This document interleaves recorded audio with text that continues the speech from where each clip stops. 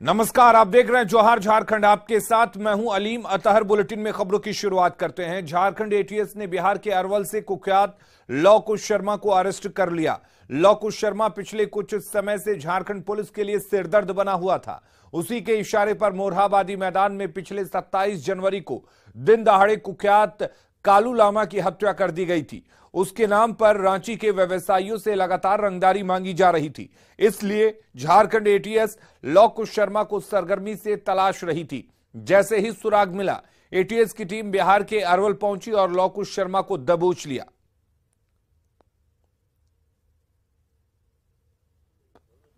Businessman के बीच, developer के बीच और जमीन व्यवसायियों के बीच एक आतंक के रूप में लौकुश शर्मा का नाम काफी फैल रहा था।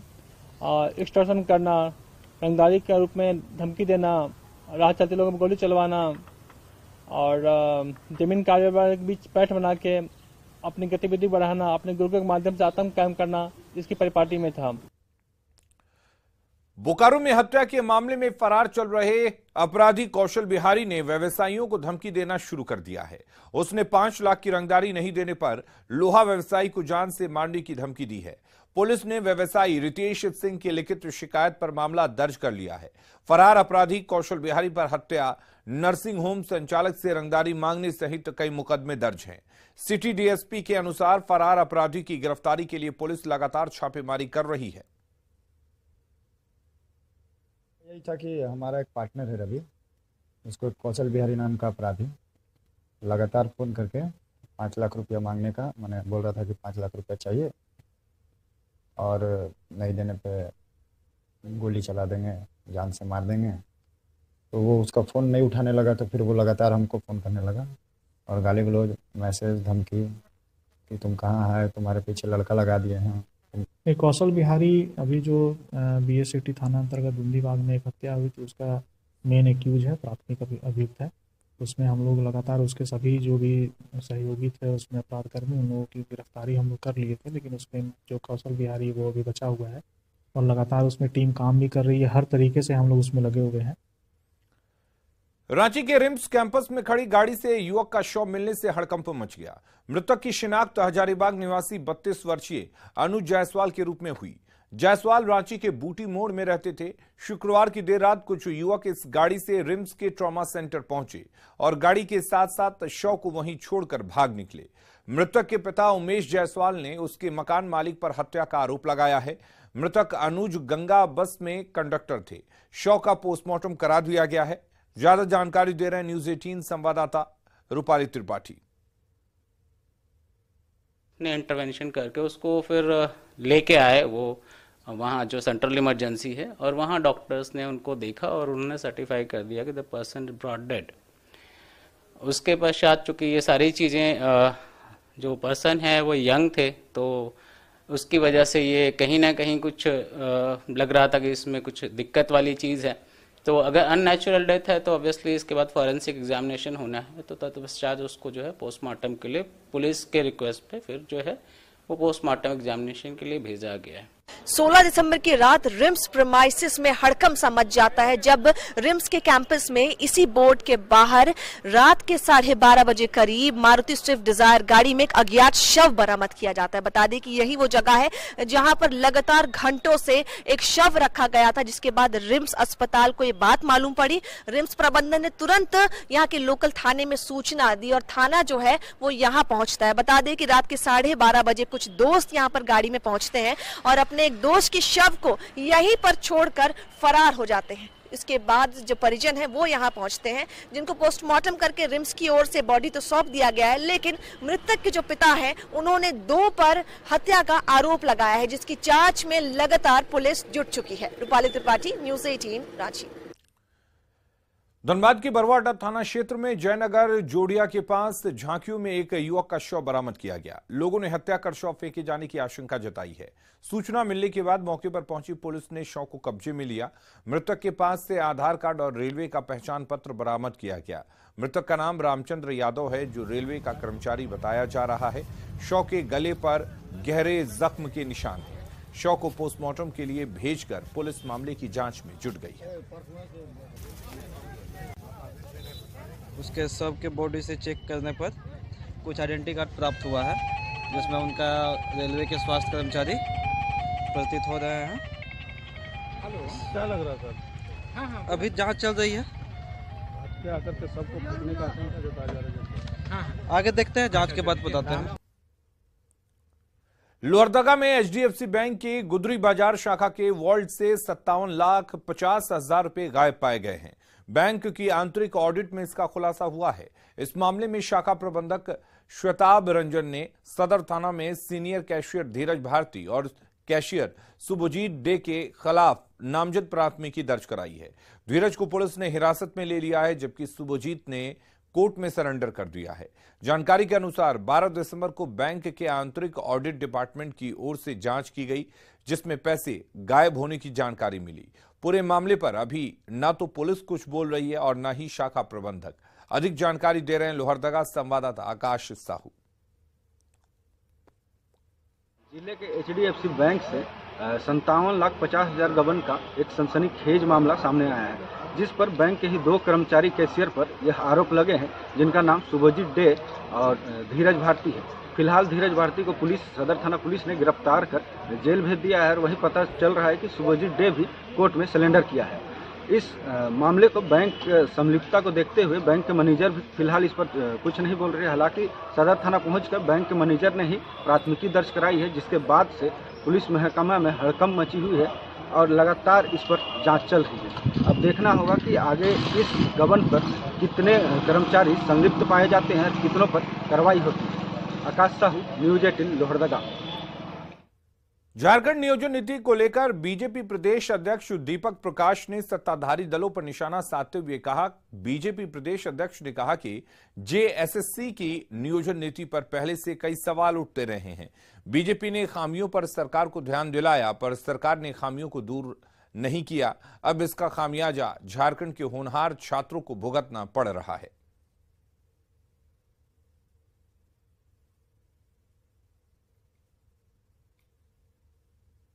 मैं झारखंडी हूं, मैं मूलवासी हूं। अगर मेरा बच्चा मेधावी है, मेधावी के कारण जेएनयू दिल्ली यूनिवर्सिटी या भारत के आईएमए में जाके पढ़ना चाहता है, लेकिन लौट कर आएगा तो झारखंडी नहीं कहलाएगा। ये कौन सी बोली? और भारतीय जनता पार्टी ने लगातार इसके खिलाफ संघर्ष किया और इस संघर्ष सड़क से लेकर हम सब लोगों ने सदन में किया। इसलिए न्यायालय का जो निर्णय है वो झारखंड की जनता की जीत है।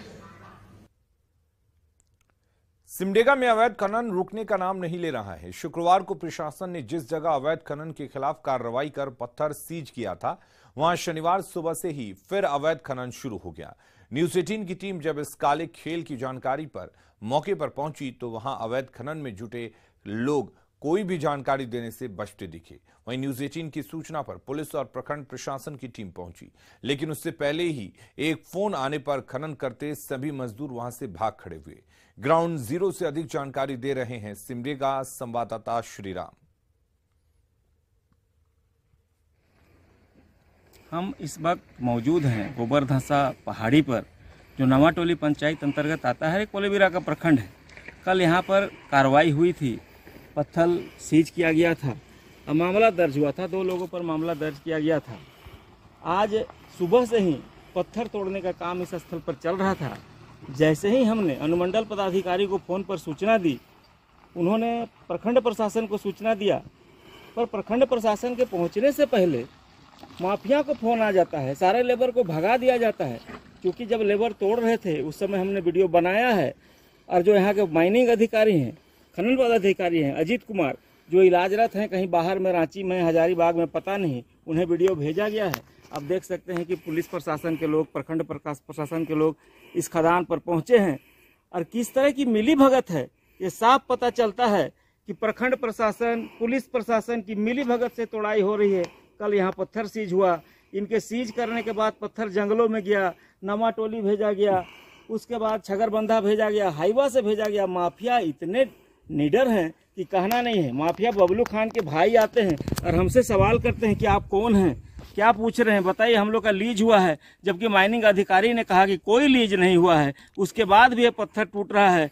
पुलिस प्रशासन भी बाद में पहुंचती है, जब मजदूर भाग जाते हैं तो आप समझ सकते हैं चोली दामन का साथ लगता है प्रशासन और जो माफिया हैं उनका। इस पर कैसे रोक लगे, ये सरकार को सोचना होगा, केंद्र सरकार को सोचना होगा कि कैसे पहाड़ बचे, कैसे लोगों का जनजीवन ठीक रहे, क्योंकि जब पर्यावरण ही नहीं बचेगा तो राज्य क्या बचेगा। न्यूज 18 के लिए सिमडेगा से श्रीराम। सिमडेगा में जारी अवैध खनन को लेकर कोलेबिरा विधायक ने नाराजगी जताई है। यहां खदान पर कार्रवाई की महज 12 घंटे के भीतर फिर अवैध पत्थर खनन शुरू हो गया। विधायक ने कहा कि वे पूरे मामले को लेकर सरकार और सदन तक जाएंगे। साथ ही दावा किया कि मामले की उच्च स्तरीय जांच करवाकर दोषी अधिकारियों पर कार्रवाई की जाएगी। ऐसे मामलों पर उच्च स्तरीय जांच का मैं मांग करता हूं, क्योंकि संदेह होता है इस तरह की घटनाओं में। सीज होने के बाद अगर पत्थर वहां से हट रहा है, बिक रहा है, तो निश्चित तौर पर पदाधिकारियों का संलिप्तता इसमें दिखती है। इसलिए निश्चित तौर पर इस पर उच्च स्तरीय जांच हो। मैं इसको लेकर मैं सदन में भी बात रखूंगा और निश्चित तौर से अगर पदाधिकारी गलत हैं तो उन पर कार्रवाई होना चाहिए। मैं इसके लिए उच्च स्तर पर बात करूंगा। और गिरिडीह में बेंगाबाद के आदिवासी बहुल सोनवाडी गांव में भूमाफिया आदिवासियों की जमीन पर कब्जा करने के लिए पहुंचे थे। इसी दौरान विरोध करने पर आदिवासियों पर माफिया के गुर्गों ने फायरिंग भी की थी। हालांकि पुलिस ने फायरिंग की पुष्टि नहीं की। इस घटना को लेकर भाकपा माले की टीम ने पीड़ित आदिवासियों से मुलाकात की। इस दौरान आयोजित जनसभा में पार्टी ने आदिवासियों को इंसाफ का भरोसा दिलाया। वहीं स्थानीय पुलिस प्रशासन पर भूमाफिया के साथ सांठगांठ होने का आरोप लगाया है। मना करते हैं तो उन लोग भाग जाता है और फिर उन लोग पुलिस प्रशासन भाग जाता है तो इन लोग फिर काम शुरू कर देता है। इसलिए उन लोग का तो बहुत जनसंख्या में आया था और दल बदल के साथ और गोली पिस्तौल भी चलाया 7 राउंड और जबरदस्ती उन लोग हम लोग का जमीन में कब्जा कर रहा है। भी पुलिस के आला अधिकारी सहित हम माननीय मुख्यमंत्री हेमंत सोरेन जी से भी मांग करते हैं कि यहाँ पर आदिवासियों को निशाना साध के उनको डराने धमकाने के लिए जो फायरिंग किया उन अपराधियों को सबसे पहले गिरफ्तार किया जाए। और अगर ये गिरफ्तारी नहीं हुई तो हम लोग 18 तारीख को इन तमाम चीजों को लेकर के बेंगाबाद में हम लोग चेतावनी मार्च निकालेंगे। हमारी मांग है कि बेंगाबाद के जो अभी नया एक दौर शुरू हुआ है कि भूमाफिया यहाँ पर प्रशासन को सेट करके अंचल और थाना को मैनेज करके और गरीबों और कमजोर लोगों का जो जमीन हड़पने का जो पूरा एक अभियान चलाए हैं। देवघर में अखिल भारतीय तीर्थ पुरोहित महासभा अधिवेशन को लेकर शिव गंगा तट स्थित नेहरू पार्क की भव्य शोभा यात्रा निकाली गई। पंडा धर्म रक्षणी सभा के नेतृत्व में लगभग 800 सदस्यों के साथ शोभा यात्रा निकाली गई, जो मानसरोवर कांवर संघ होते हुए अधिवेशन स्थल समाजवाड़ी में समाप्त हुई। इसके जरिए मंदिरों में सरकारी हस्तक्षेप पर विरोध जताया गया। सारे तीर्थों की समस्याओं का निदान करने के लिए हमको क्या करना चाहिए, वो जो मंदिरों में जिस प्रकार से सरकार की हस्तक्षेप हो रहा है उसका हम लोग विरोध करेंगे और कोशिश की जाएगी जो तीर्थ यात्रियों वो तीर्थों की ऊपर सुविधाएं बढ़े और गवर्नमेंट उसमें जो उसका कार्य है सड़क पानी बिजली इन पर ध्यान दे तो मंदिरों को पुरोहितों को बाकी व्यवस्था संभालने दे। जमशेदपुर की शीला मुर्मू की खास पहचान बनती जा रही है। जिला मुख्यालय से 60 किलोमीटर दूर धीरोल गांव में नवाडी टोला है, जहां की शीला मुर्मू ने स्कूल में पढ़कर क्राफ्ट का काम सीखा। इसकी बारीकियां सीखने वो असम गई और वहां से लौटकर गांव के ही बच्चों और महिलाओं को क्राफ्ट वर्क भी सिखा रही हैं। शीला लकड़ी की घड़ी बनाती हैं जो काफी खूबसूरत होते हैं। जंगल से लाई गई लकड़ी पर शीला कंप्यूटर से निकाली गई घड़ी की डिजाइन को चिपकाती हैं और फिर जुगाड़ तकनीक के जरिए लकड़ी को ही काटकर घड़ी का रूप दे देती हैं, जिसकी काफी डिमांड है। सबसे पहले वो लकड़ी आता है, उसके बाद उसको सुखाते हैं। सुखाने के बाद प्रिंट जो घड़ी का प्रिंट उसको प्रिंट करके चिपकाते हैं लकड़ी में और उसके बाद काटते हैं। काट के पूरा कंप्लीट हो जाता है, काट के उसके बाद फिनिशिंग करते हैं खुद से सैंड पेपर से। उसके बाद फिनिशिंग करके पॉलिश करते हैं। पॉलिश के बाद फिर उसको कांटा लगाते हैं और फिर उसको बेचते हैं। कमाई हो रहा है महीना में वो 40,000 तक। कितना खुश हैं आप? हाँ, खुश तो है। कमा के बार सुखी रहेगा हम लोग, घर परिवार सब। धनबाद के SSLNT कॉलेज में आयोजित यूथ फेस्टिवल के तीसरे दिन छात्र छात्राओं ने रंगारंग कार्यक्रम पेश किया। कई छात्राओं ने कथक नृत्य की आकर्षक प्रस्तुति की तो कई छात्राओं ने झारखंड के परंपरागत नृत्य करके दर्शकों का दिल जीत लिया। इस मौके पर खोरठा गानों पर की भी बहार आ गई।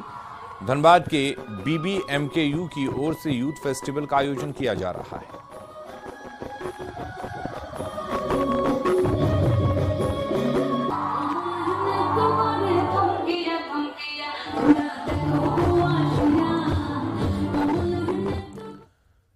सिमडेगा में क्रिसमस की रौनक देखी जा रही है। अल्बर्ट एक्का स्टेडियम पर 3 दिवसीय क्रिसमस गैदरिंग का भी शुभारंभ हुआ, जिसमें बड़ी संख्या में क्रिश्चियन धर्मावलंबी शामिल हुए।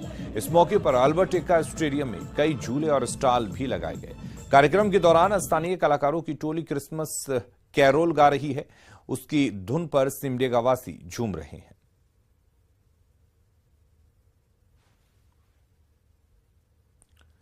गांव में चल रहे सरकारी स्कूलों का जब भी जिक्र होता है तो जमीन पर पढ़ते बच्चे, बिना स्कूल यूनिफॉर्म के स्कूल जाते बच्चे और पढ़ाई का निम्न स्तर ही ध्यान में आता है। लेकिन पूर्वी सिंहभूम के ग्रामीण इलाकों में एक स्कूल ऐसा भी है जो किसी भी अंग्रेजी और मॉडल स्कूल से कम नहीं दिखता। हम बात कर रहे हैं जमशेदपुर के सुदूर ग्रामीण इलाके पटमदा प्रखंड के पाथरडी मध्य विद्यालय की, जहां के बच्चे फर्राटेदार अंग्रेजी बोलते हैं। स्कूल के रंग रोगन भी किसी प्राइवेट स्कूल से कम नहीं दिखते। वहीं बच्चे भी पूरी तरह से यूनिफॉर्म में दिखते हैं। स्कूल के प्रिंसिपल की माने तो स्कूल को इस स्तर तक लाने के लिए काफी मेहनत करनी पड़ी। इधर अच्छी शिक्षा पा रहे बच्चे भी पढ़ लिख कर देश सेवा में अपना योगदान देना चाहते हैं।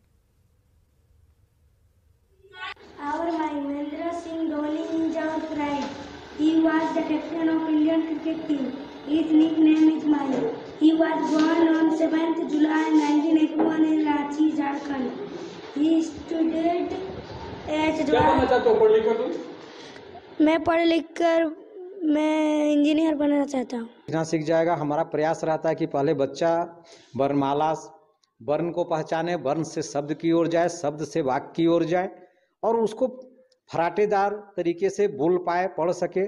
और ये प्रयास है कि मेरे स्कूल में करीब अभी 60% तक हम पहुँचे हैं और प्रयास है कि इसको 100% करना है कि सारे बच्चे हिंदी अंग्रेजी आराम से पढ़ सके, समझ सके।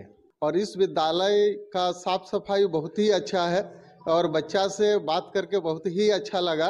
बच्चा को हमने उत्सुकता वर्धन किए और बच्चा से मिले और बच्चा ने सारी प्रश्न का जवाब देने का प्रयास किया।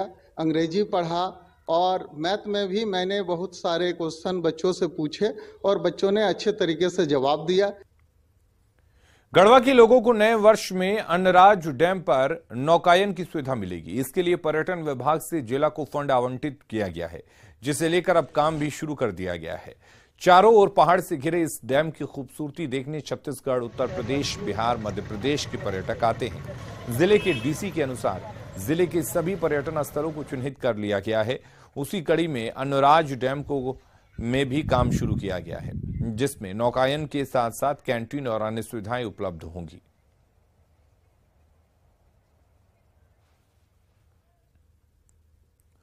बोकारो आरपीएफ की टीम ने एसी बोगी में पटना ले जाए जा रहे 5 शराब तस्करों को शराब के साथ गिरफ्तार किया है। ये तस्कर पटना इस्लामपुर ट्रेन में मूरी और तुलिन से शराब की खेप बैग में भरकर पटना पहुंचाने का काम कर रहे थे। वहां से पटना में मौजूद अवैध शराब कारोबारी इस शराब को बिहार में खपाने का काम करते थे। आरपीएफ बोकारो की टीम ने एक ट्रॉली बैग और साथ में कई पिट्ठू बैग में 218 बोतल भरकर रखी गई शराब को जब्त किया। जब्त शराब की कीमत 1 लाख से अधिक बताई जा रही है। गिरफ्त में आए सभी शराब तस्कर युवा हैं जो 1,200 रुपए में शराब ले जाने में के लिए कुरियर का काम करते थे। आरपीएफ ने पूरे मामले की जानकारी उत्पाद विभाग को दे दी है। उठाते हैं यहाँ से, टूलिंग से सर, टूलिंग से उठाते हैं, हम सब ले जाके दे देते हैं, बस यही हम सब का काम है। ये कब से धंधा कर रहे हैं? ये 2-3 दिन हुआ है सर, ज़्यादा नहीं हुआ, मैं नया आया हूँ सर इसमें। कहाँ ले जा रहे थे? ले जा रहे थे पटना सर। ले जाना था पटना, वो आके ट्रेन से ही ले लेता है अपना। तुम्हारा काम क्या रहता है? बस यहाँ से ट्रेन में बैठ जाना, वो यहाँ लोड करवा देगा, वहाँ खुद उतार लेगा। इसको माल देते उसका नाम क्या है? नाम नहीं पता जी। ऐसे ही मान ले जा रहे थे? सर नए हैं अभी हम, अभी तो नंबर भी नहीं है उसका कुछ मेरे पास। जब इनसे पूछताछ किया गया तो ये बताया कि ये तुलिन में डिफरेंट वाइन शॉप से ये लोग कलेक्ट करते हैं और कलेक्ट करके ये लोग पटना पहुंचाते हैं। सर ये कहाँ के रहने वाले हैं? रहने वाले सब बिहार के हैं। इनका इतिहास क्या है? ये कैरियर का काम करते हैं, मतलब ले जाते हैं, इनका काम ही है, खाली इनको टिकट मुहैया करा देता है जो वहाँ पे जो पटना में जो इनका जो लीडर है वो, और इनका काम है खाली सेफली बैग्स को लेके एज ए पैसेंजर छुप के ट्रेन में लेके इनको वहाँ तक पटना तक पहुँचा देना। और जोहार झारखंड के इस बुलेटिन में फिलहाल के लिए इतना ही। आगे देखते हैं